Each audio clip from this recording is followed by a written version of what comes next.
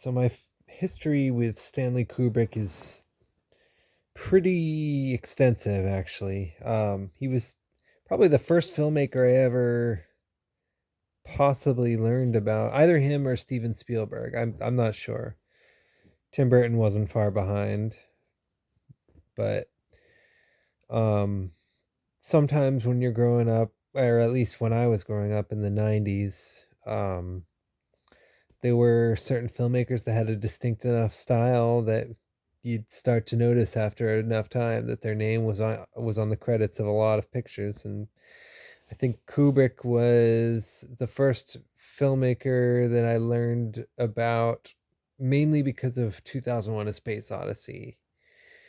I don't know how young I was when I saw that, but I was very, very young, and it was like one of the first space movies I think I ever saw. And it still is one that I would say feels more realistic than most, if not all. I don't. It'd be hard to say. Dark Star, I think, in my mind, kind of beats it out a little bit. I don't. Even though I think Jodorowsky, the filmmaker, is a bit nuts. I do agree that. I do agree with him when he said that the effects in Dark Star are more interesting than the effects in 2001. I can definitely agree with that. But I still really love 2001: A Space Odyssey. I think it's a powerful film. It's got a lot. It's got a lot that it has to say, and it has a lot that it wants to convey. And I think honestly, like as I've grown older, there's so many little elements and details about it that mean a lot more to me. So yeah, I'd say 2001, very very noteworthy for me. That was the first Kubrick film I ever learned about. The Shining was probably about when I was like maybe 10 or 11. I saw the Simpsons episode, the Treehouse of Horror parody of it, before I saw the actual movie. So when I watched the movie, it didn't really feel that scary to me anymore because the Simpsons episode sort of made fun of it so much that I was like, okay, well that was now I guess I've seen that movie. But again, it's one of those movies where as I've gotten older, I've grown to appreciate it more. It's pretty much the way I feel about all of Kubrick's films. Is I've grown to appreciate all of them more than I did the first time I saw them. So I saw The Shining roughly about 10, 11. I can't remember exactly. It was just one of those movies that was playing on TV one afternoon after I got home from school. And I don't know, for whatever reason, I just kind of sat and watched it. And yeah, I don't know. Like I said, I had already seen the Simpsons episode, so it didn't really scare me. Um, but yeah, brilliant movie. I think, Shelley Duvall, rest in peace. Jack Nicholson, the whole cast is just, yeah, that's a great film. And I definitely, yeah, there's no atmosphere like that. It's wild, the camera work and everything. Um, so let's see. Okay, so then I'm trying to think. I didn't see A Clockwork Orange for a while. I think I must have seen Full Metal Jacket. I think maybe a year and a half after I saw The Shining. I can't remember exactly, but let's see. Full Metal Jacket was good. It was a dark war film. It had, something serious that it wanted to say, and I think there's nothing that beats the tension of those, like that first hour of just Vincent D'Onofrio and everything going on at the boot camp. I mean, there's a reason why a lot of those moments in that whole sequence are so memorable. So, um, that isn't really one I like to rewatch. Admittedly, I've only, I the first time I saw it, I will say that one hasn't really stuck with me as much as a lot of his other films have. Although I do appreciate Full Metal Jacket a lot for what it actually does manage to do. Like it makes you kind of feel, it kind of does bring sort of a certain degree of reality and rawness to the intensity and the experience of war itself. So I can definitely appreciate that one a lot. And then I'm trying to figure out. So I didn't see, I didn't see a Clockwork Orange until I was about 16. But I saw Doctor Strangelove at least like 2 or 3 years before that. So I must have seen Doctor Strangelove either it must have been after I saw Full Metal Jacket. So yeah, Doctor Strangelove I really love.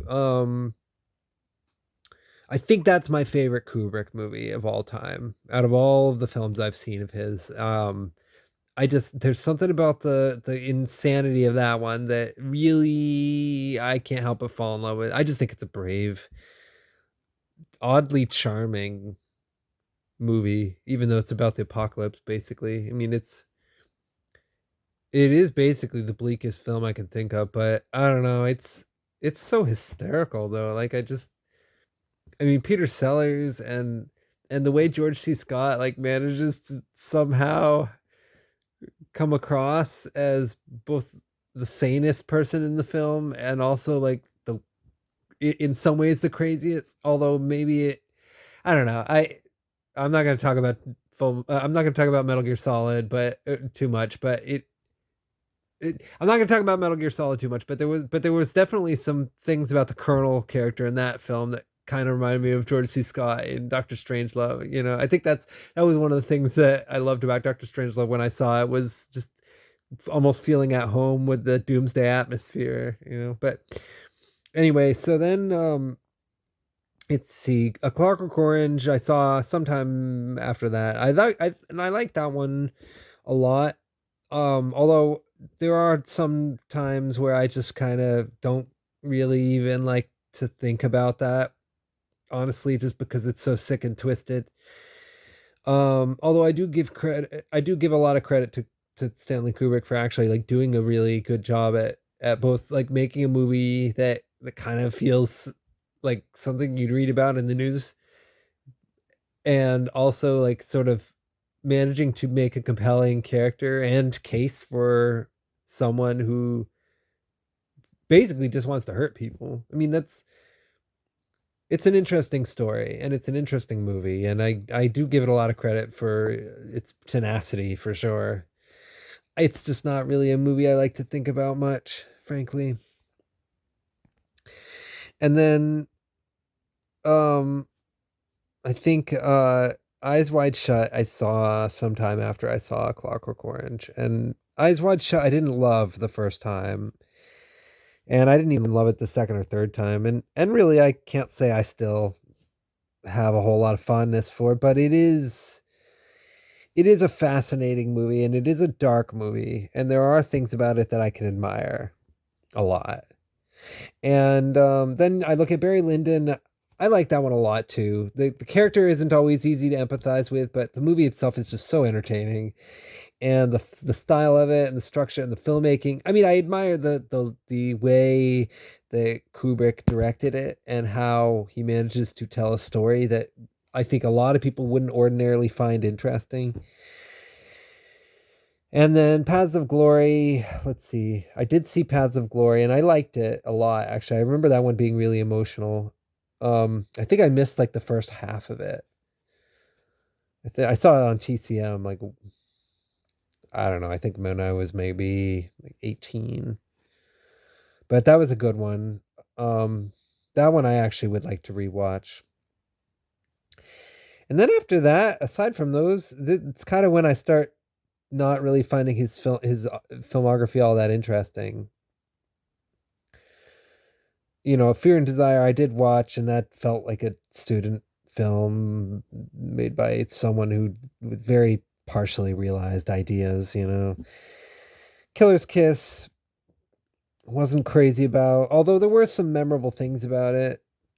I guess it's pretty good if you like the genre. Although it's a bit, I don't know, it's surprisingly conventional for a Kubrick movie. Competent, of course, but conventional. The Killing, I remember The Killing was, it had a good story, but I recall finding it pretty hard to take seriously. And then Lolita, it's like, ugh, too long. It's like 2.5 hours. I don't need to.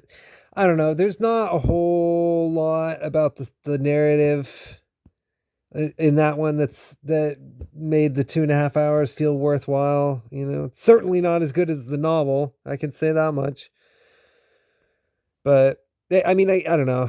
Once it kind of hammers in the whole like theme and joke of, I mean, I don't want to call it a joke really, but the theme of this girl's whole entire world essentially being predatory, it kind of just feels like the same. It just feels very repetitive, and I just didn't like it that much. I just get bored of a double entendre type crap like that. And then Spartacus, I don't even think I've watched all of Spartacus. I think I watched parts of it growing up here and there. I think like I may have watched a little bit of it with my grandfather at one point, and it seems like a good movie, but Kirk Douglas's acting doesn't always click with me. And even I remember liking him in Paths of Glory, but I don't know. And Out of the Past is a masterpiece. If for folks who haven't seen that one, Robert Mitchum, and that's a must see. I don't think I saw Ace in the Hole, but I that is one that has been on my list for a while. But um, Spartacus, I don't think I've watched the entire thing from beginning to end. So yeah, and then his documentaries, I never saw. I mean, I may have seen Flying Padre, but I don't remember it.